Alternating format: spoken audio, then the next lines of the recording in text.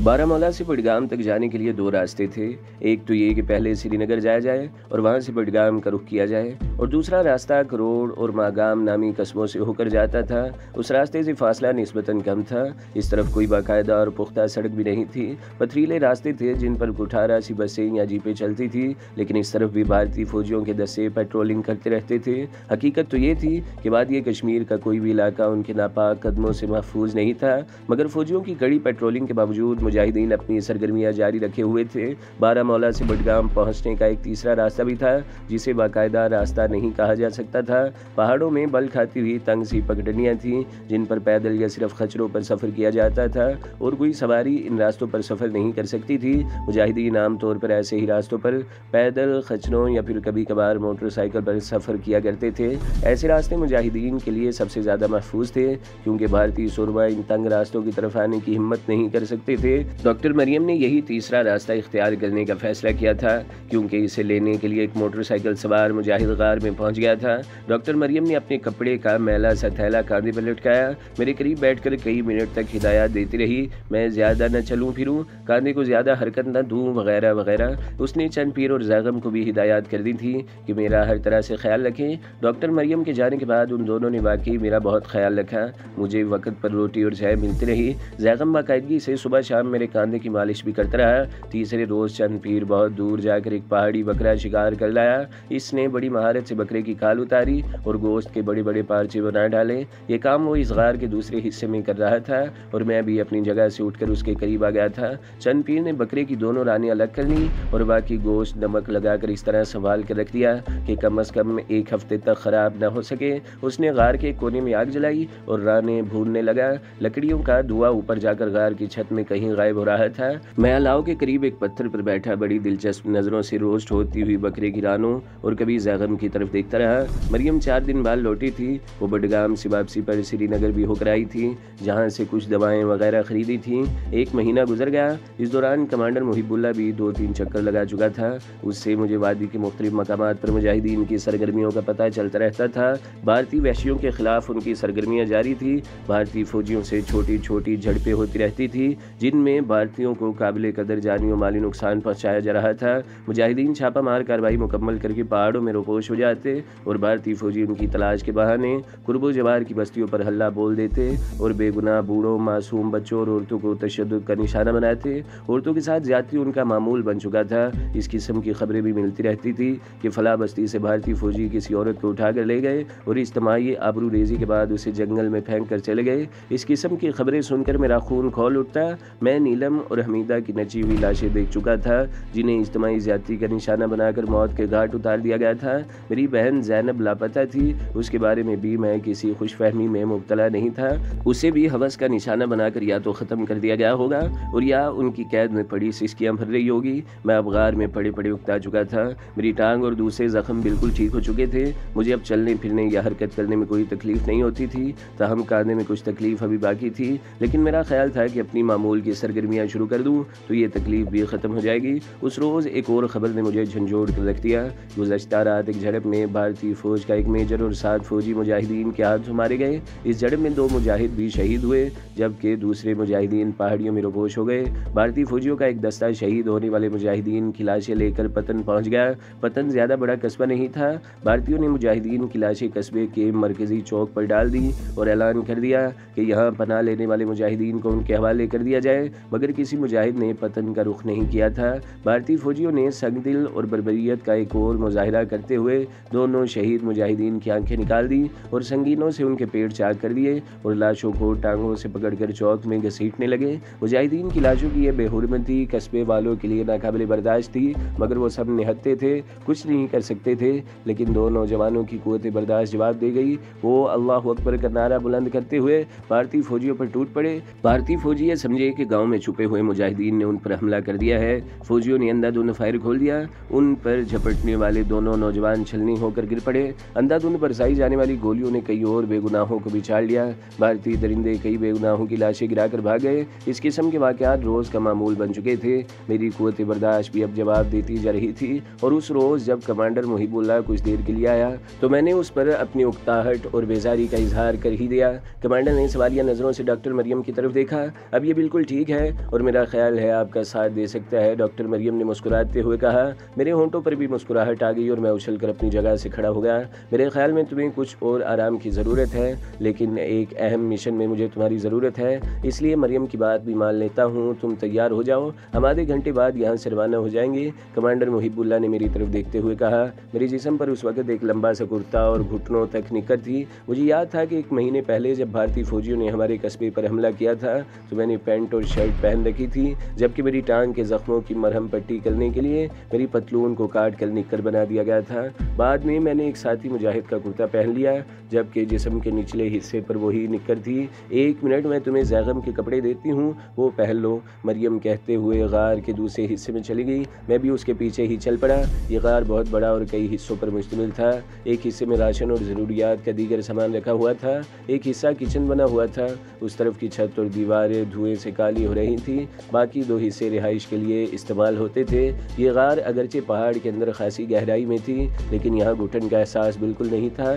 ताज़ा हवा किसी न किसी तरफ से आती ही रहती थी। मैं डॉक्टर मरियम के साथ गार के जिस हिस्से में आया वो मुजाहिदीन की रिहाइश के लिए इस्तेमाल होता था, और ये हिस्सा ज़्यादा कुशादा नहीं था। यहाँ फर्श पर एक चटाई बिछी हुई थी, एक दीवार के साथ चंद राइफलें रखी हुई थी, उनमें से 2 SMG भी थी। उनके करीब ही फाजिल मैगजीन का ढेर लगा हुआ था। इस दीवार पर ठुकी हुई कीलों पर कपड़ों के 3-4 जोड़े टंगे हुए थे। डॉक्टर मरियम ने एक जोड़ा उतार कर मेरी तरफ बढ़ा दिया। कपड़ा खद्दर की तरह मोटा और खुरदरा था। ये कपड़े मैंने कल ही धोकर यहाँ टांगे थे, ये पहन लो और तुम्हारी राइफल की भी ज़रूरत होगी। इसने ये कहते हुए राइफलों की तरफ इशारा किया। उनमें से जो राइफल तुम्हें पसंद हो ले लेना, और मैगजीन भी। तुम तैयार हो जाओ, मैं चाय बनाती हूँ। डॉक्टर मरियम बाहर निकल गई। गुलमर्ग शाहराह पर जब हमने फौजी काफिले पर हमला किया था तो इस वक्त भी मेरे पास सब मशीन गन ही थी। SMG चेक करने के बाद मैंने 2 मैगजीन भी उठा लिए और गार के उस हिस्से में आ गए जहाँ कमांडर मुहिबुल्लाह बैठा हुआ था। मेरे हाथ में SMG देखकर उसके होंठों पर मुस्कुराहट आ गई। थोड़ी ही देर बाद डॉक्टर मरियम कहवा लेकर आ गई। कहवा पीने के दौरान ज़्यादातर खामोशी ही रही। कमांडर मुहिबुल्लाह ने कहवे का आखिरी घूंट भरा और खाली मग्गा फर्श पर रखते हुए उठकर खड़ा हो गया। मैं भी उठ गया और करीब पड़ी हुई SMG उठाकर कंधे पर लटका ली। डॉक्टर मरियम गार के दहाने तक हमारे साथ आई थी। उसने मेरी पेशानी पर बोसा देकर इस तरह रुखसत किया जैसे माँ अपने बेटे को अपनी दुआओं के साए में महाज़े जंग पर जाने के लिए रुखसत करती है। मैं 2-3 मरतबा पहले भी गार के दहाने तक आ चुका था, लेकिन इससे आगे कभी नहीं गया था। गार का दहाना बहुत तंग और खासी बुलंदी पर था। इसके सामने छोटी छोटी चट्टानें थीं, जिनके दरमियान बहुत तंग सा रास्ता था, जिसमें से एक आदमी बमुश्किल गुजर सकता है। उन चट्टानों और तंग से रास्तों की वजह से ये गार खासा पोशीदा हो गया था। एक तो किसी अजनबी की इस तरफ आने का इम्कान नहीं था। अगर कोई आ भी जाता तो गार तक पहुंच जाना मुमकिन ना होता। लेकिन मुझे हैरत थी कि मुजाहिदीन ने यह गार किस तरह तलाश किया था। ये उनके लिए महफूज तरीन पनाहगाह थी। गार के बाहर ड्यूटी देने वाले मुजाहिदीन भी इस तरह अपनी कमीन गाहों में खड़े थे कि वो तो किसी की नज़रों में नहीं आ सकते थे, अलबत्ता वो खुद नशीब में दूर दूर तक दिख सकते थे। कमांडर मुहिबुल्लाह आ गया था और मैं उसके पीछे पीछे चल रहा था। रास्ता खासा दुश्वार गुजार था। कभी किसी चट्टान पर चढ़ना पड़ता और कभी नहायत ख़तरनाक तंग रास्तों पर नशीब में उतरना पड़ता। मुझे हैरत थी कि वो ज़ख्मी मुजाहिदीन को गार तक किस तरह ले जाते होंगे। हम तकरीबन 1 घंटे तक उन पहाड़ियों में चलते रहे और फिर एक जगह रुक गए। तकरीबन 200 गज नशीब में दरिया बह रहा था। हम एक बुलंद चट्टान पर खड़े थे जिससे आगे अमूदी ढलान थी। तेज़ हवा मुझे धकेल रही थी और मैं बड़ी मुश्किल से चट्टान पर कदम जमाए खड़ा था। कमांडर मुहिबुल्लाह मेरे करीब खड़ा मुतजस्सिस निगाहों से नशीब की तरफ देख रहा था। हमारे चारों तरफ चनार और पोकलिप्स के फलक बोज दरख्त थे जो तेज़ हवा में झूम रहे थे। नशीब में बहता हुआ दरिया, झूमते हुए दरख्त और सब्जे के फर्श पर मुस्कुराते हुए रंग बिरंगे खुदरू फूल। खुदा ने इस वादी को जी भर कर हुस्न दिया था। इसका एतराफ़ तो गैर मुल्की सयाहों ने भी किया था कि ये दुनिया की हसीन तरीन वादी थी, लेकिन मुतअस्सब और गासिब हिंदुओं के गंदे वजूद ने इस वादी के हुस्न को गहना दिया था। इसका वजूद इस वादी के हुस्न पर एक बदनुमा धब्बा था और कश्मीर के गयूर अमाम वादी को इनके गंदे वजूद से पाक करने की जद्दोजहद में मसरूफ़ थे और मुझे खुशी थी कि अब मैं भी आज़ादी की इस जद्दोजहद में शरीक हो गया हूँ। कमांडर मुहिबुल्लाह भी चट्टान पर खड़ा इधर उधर देख रहा था।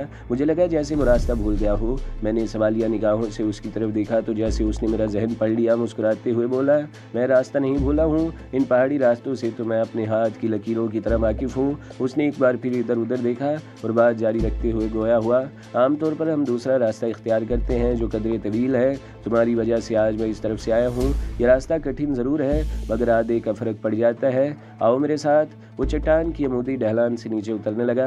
मैं भी संभल कर उसके पीछे पीछे चलता रहा।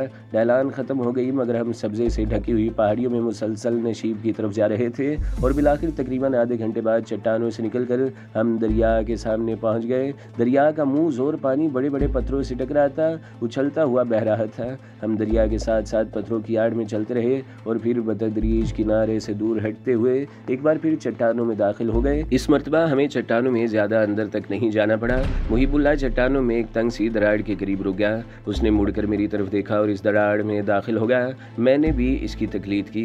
दरार इतनी तंग थी कि एक आदमी बमुश्किल इसमें से गुजर सकता था। मेरी कमर दीवार के साथ रगड़ खा रही थी। तकरीबन 10 गज आगे जाकर दरार बाएं तरफ मुड़ गई। इस जगह दोनों तरफ की दीवारें एक दूसरे से दूर हट गई थी और रास्ता काफ़ी कुशादा हो गया था। चलते चलते मैंने सर उठाकर ऊपर देखा और मेरा दिल उछल कर हलक में आ गया। ऊपर से दोनों चट्टानें एक दूसरे से इस कदर करीब थी कि उनके बीच में 1 फीट चौड़ी रोशन लकीर सी नजर आ रही थी, लेकिन रोशनी ज़मीन तक नहीं पहुंच रही थी। यहाँ अंधेरा था मगर रास्ता बिल्कुल साफ है। मेरे पीछे पीछे चलते आओ। कमांडर मुहिबुल्लाह की आवाज़ मेरी समाज से टकराई और मैं उसके पीछे पीछे चलता रहा। रास्ता मुसलसल ढलान था और फिर मैंने महसूस किया अंधेरा कुछ बढ़ गया है। मैंने सर उठाकर देखा, ऊपर बुलंदी पर रोशनी की वो लकीर भी अब नज़र नहीं आ रही थी। मुहिबुल्लाह ने मेरा हाथ पकड़ लिया था और मैं उसके पीछे चलता रहा। मेरे चलने के अंदाज में झिझक सी थी, जैसे अंदेशा हो कि मेरा कोई कदम मुझे हादसे से दो चार न कर दे। लेकिन इसके बरक्स कमांडर मुहिबुल्लाह बिला झिझक चलता रहा। इसकी आंखों में या तो बिल्ली की तरह अंधेरे में भी देख लेने की सलाहियत मौजूद थी या इस रास्ते से अच्छी तरह वाकिफ था कि गहरी तारीकी में भी कदम उठाने में कोई झिझक महसूस नहीं हो रही थी। कमांडर मुहिबुल्लाह एक जगह रुक गया। इस जगह एक मानूस सी आवाज़ मेरी समाज से टकरा रही थी। मैं गौर से उसकी आवाज़ सुनने लगा, जैसे आसपास कहीं पानी बह रहा हो। मुहिबुल्लाह ने मेरा हाथ छोड़ दिया। मैं आंखें फाड़ फाड़ कर इधर उधर देखने लगा मगर तारीकी इस कदर गहरी थी कि मुझे अपने बिल्कुल साथ खड़ा हुआ कमांडर मुहिबुल्लाह भी नजर नहीं आ रहा था। और फिर दफतन मेरे करीब ही रोशनी चमक उठी। मैं उछल पड़ा। फिर मेरे मुंह से बेख्तियार गहरा सांस निकल गया। वो रोशनी मुहिबुल्लाह के हाथ में पकड़ी हुई टॉर्च की थी। वो अब तक अंधेरे में चलता रहा था।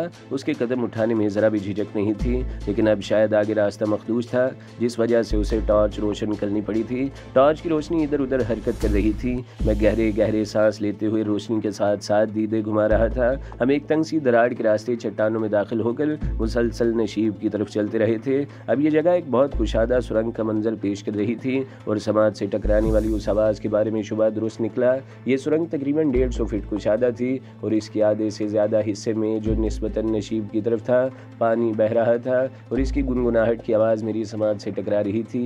कमांडर मुहिबुल्लाह ने इशारा किया और हम एक बार फिर सुरंग की दीवार के साथ साथ आगे चलने लगे। उस रास्ते में जगह जगह छोटे छोटे गड्ढे थे और अंधेरे में ये गड्ढे ख़तरनाक साबित हो सकते थे और इसीलिए कमांडर मुहिबुल्लाह ने टॉर्च रोशन कर ली थी। रास्ता मुसलसल नशीब की तरफ जा रहा था और मुझे लगता था जैसे हम तहत-उस-सरा में उतर रहे हों। इस दरिया का हिस्सा है जिसके करीब से हम गुजर कर आए हैं। कमांडर मुहिबुल्लाह बता रहा था ये दरिया सदियों से यहाँ बह रहा है और ये चट्टानें भी सदियों से यहाँ मौजूद हैं। किसी जगह पानी ने चट्टानों को काट कर रास्ता बना लिया। चट्टानों को काटने का ये अमल भी साल 2 साल में नहीं सदियों में पाया तकमील को पहुँचा होगा।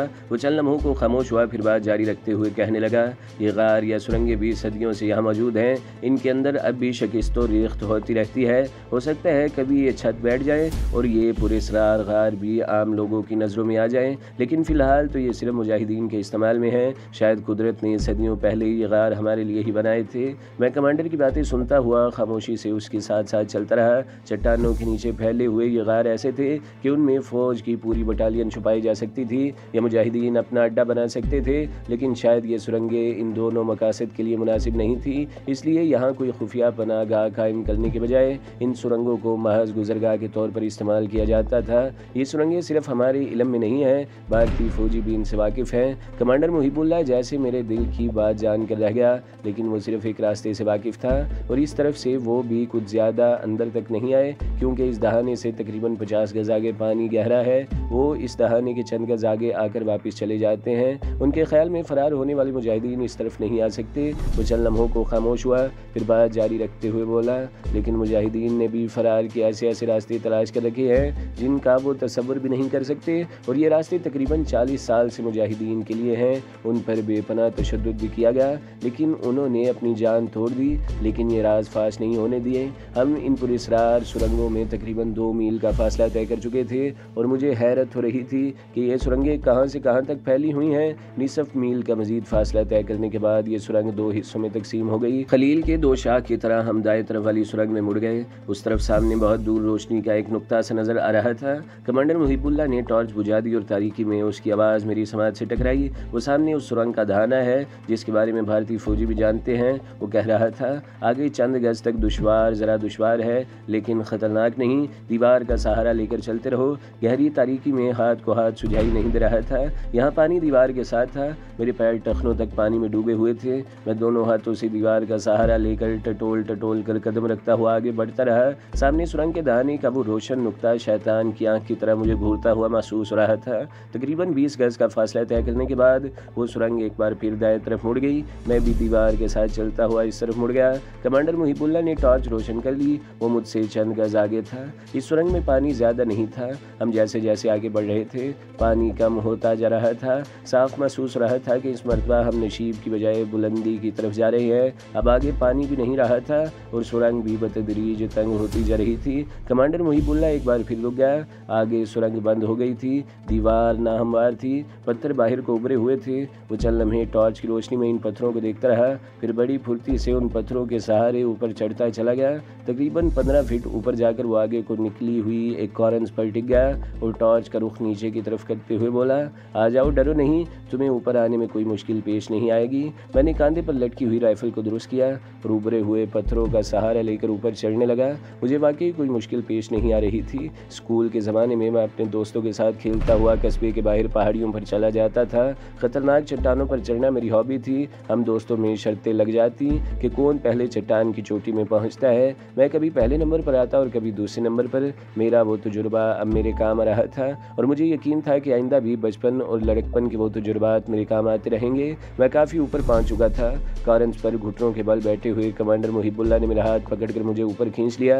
इन घुप पहाड़ियों में ऊपर चढ़ते रहे। अब ताज़ा और ठंडी हवा के झोंके मेरे चेहरे से टकरा रहे थे, जिसका मतलब था कि हम खुली जगह पर निकलने वाले हैं। और फिर वैसी ही एक तंग सी दरार से निकलकर खुली जगह पर आ गए। हमारे चारों तरफ सब्जा था और दरख्तों के झुंड थे। दरख्तों के झुंड से निकलकर तकरीबन 100 गज आगे हम एक चट्टान के करीब रुक गए। सामने नशीब में बहुत दूर बारामौला शहर था। मेरे ख्याल में इस चट्टान से शहर का फासला 2-2 मील के लगभग ज़रूर होगा।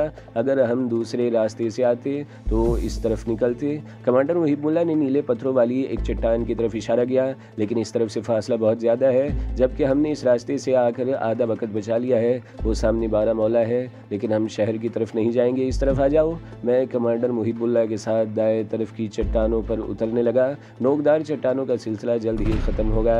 आगे ढलान सब्ज़ाज़ार था, जिसके इख्तिताम पर नशीब में दूर तक खूबसूरत वादी फैली हुई थी। वहाँ बागात भी थे और खेत भी, जिनमें कहीं कहीं का दुक्का मकान भी नजर आ रहे थे। हम उस ढलान पर उतरते हुए बारामौला शहर से बाएं तरफ हटते जा रहे थे।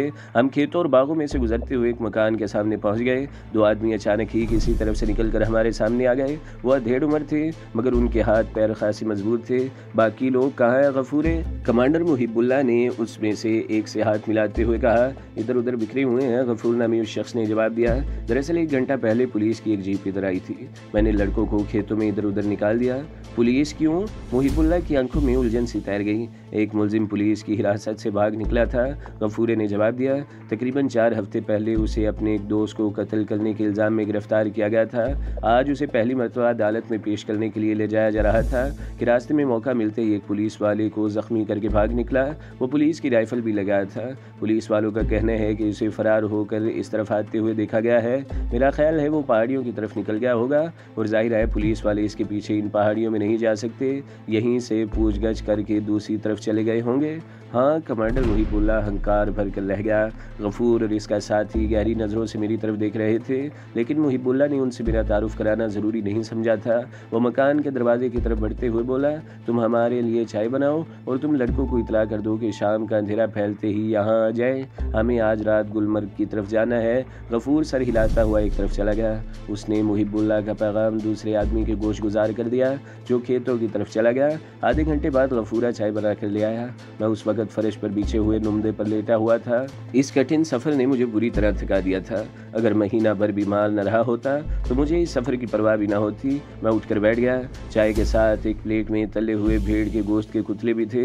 कई रोज़ बाद दूध की चाय नसीब हुई थी।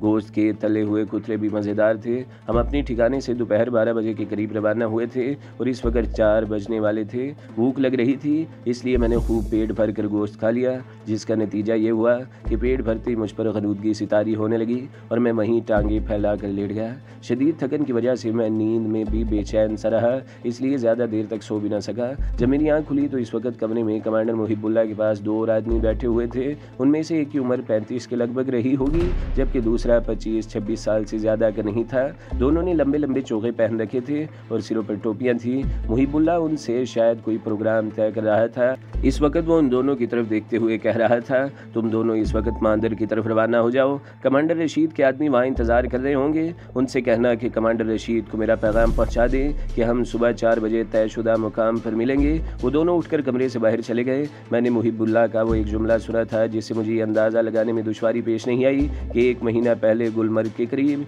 जिस भारतीय फौजी कैंप के बारे में बात हुई थी, उस पर हमला करने का मंसूबा बना लिया गया है। तो दोस्तों, अगली किस्त सुनने के लिए हमारे चैनल को ज़रूर सब्सक्राइब करें, वीडियो को लाइक करें और बेल के आइकन पर भी क्लिक कर दें ताकि हर जो आने वाली वीडियोज़ हैं वो आपको सबसे पहले मिलती रहें।